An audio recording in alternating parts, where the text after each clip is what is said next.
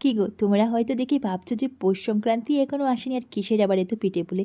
না না, অ্যাকচুয়ালি আমাদের ঘরে মধ্যে মধ্যে প্রায়ই পিঠেপুলি হয়, কিন্তু কি বলো তো, ওই যে তোমাদের সাথে শেয়ার করা হয় না আর কি। তাই তো আজও আমার হাজব্যান্ড অ্যাকচুয়ালি বলেছিল আর কি দুধ পুলি খাবে, আর যেমনি বলে তেমনি কাজ, বাজার থেকে নিয়ে আসলো দুধ।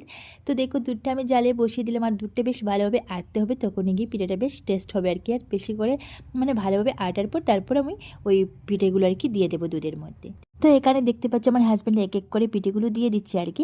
আর প্রথমে যে তোমরা দেখতে পেলে পিঠেগুলো শ্বাস তোলা একটা প্লেটের মধ্যে রেখেছিলাম, সেগুলো কিন্তু আমার হাজব্যান্ডই সব শ্বাস তুলে রেখেছিল। তবে হ্যাঁ, আমি ময়দা দিয়ে ডোটা কিন্তু আমি নিজেই করে দিয়েছিলাম।